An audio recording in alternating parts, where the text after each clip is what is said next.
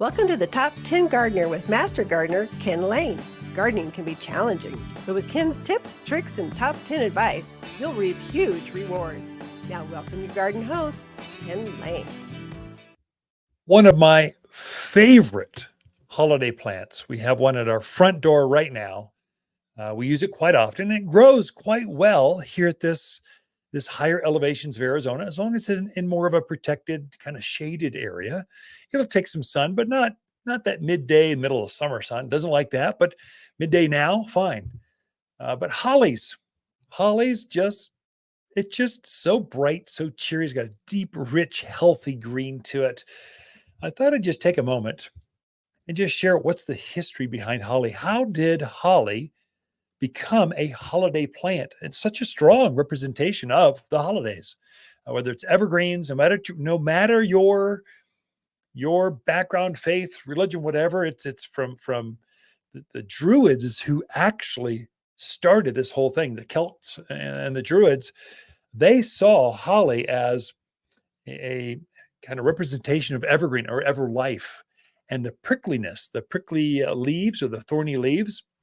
They saw that as protection to keep spirits away. So they would actually take boughs and put it over top of their doors and their windows to kind of keep the spirits out.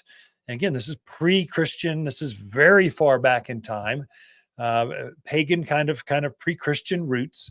And so this is how they saw holly branches as they'd weave them into wreaths, they'd hang them over doorways, windows to ward off misfortune, basically. The Romans did the same thing. They used it at winter solstice I don't think it was a solstice thing, but it was during the darker days of winter. They'd put holly branches to kind of decorate their temples and homes. It was a symbol, symbolizes good luck and abundance is what it would do. So that's the Christian times. Of course, they're relating everything to Christ. And so they see the thorns on the holly leaves as the thorns of Christ. Of course, that's not the thorns they use. I think they used acacia or something as a crown of thorns for Christ, but it's where no one wants that in their house. But holly leaves, this again represents that faith that Christians have. And of course, the red berries are the life-giving blood of the crucifixion. The evergreen is everlasting life. So there's a lot of symbolism there for Christians. In medieval times, they really made it famous. So they kind of came up with, at Christmas, basically, they would have boughs and wreaths and intertwined. They'd have greenery. They're the ones that intermixed hollies and ivy with the hollies to kind of create a bough. In the Victoria area, they set it off on, they just kind of made it all good. So Christmas cards, carols, caroling about holly. The Victorian area is what really brought the holidays of hollies at the holidays into vogue, I guess.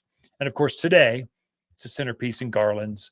It's on Christmas cards. It's all of our festive attire. I mean, I was at several Christmas parties this week. Holly was a theme on the ugly sweaters and the pretty sweaters, just the sweaters. And so hollies, they grow well here. They like our soil. They'll take our wind.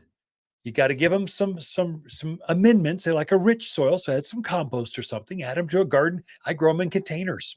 They do really well under a patio where they got a little protection. They thrive for years to come. But English holly, we've got several varieties here, from smaller leaf to traditional to big to variegated, all kinds of varieties, and all of them scream holidays. Add them out the back patio on the deck.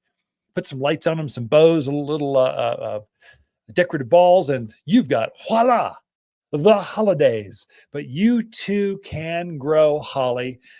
We take one home just to use it as a decor piece, and I don't know if I got any more room for hollies, but I want one by the front door because they're so pretty. So we use them like a floral bouquet. So Ken and Lisa Lain, throughout the week, we camp out here at Waters Garden Center. We love talking to fans of the show. Okay. Maybe after the same white elephant exchange, it's time to start a new holiday tradition. A living Christmas tree from Waters Garden Center can be decorated and enjoyed for a lifetime, not just a season. When the holiday festivities end, gather family and friends and plant your tree together for years of enjoyment. Guaranteed. As your family tree grows, have a tree grow with your family from Waters Garden Center in Prescott. You're listening to Garden Master Ken Lain, owner of Waters Garden Center in Prescott. Join his daily podcast for timely garden advice seasonally right for the gardens. Ken can be found throughout the week at Waters Garden Center in Prescott or through his website at top10gardener.com.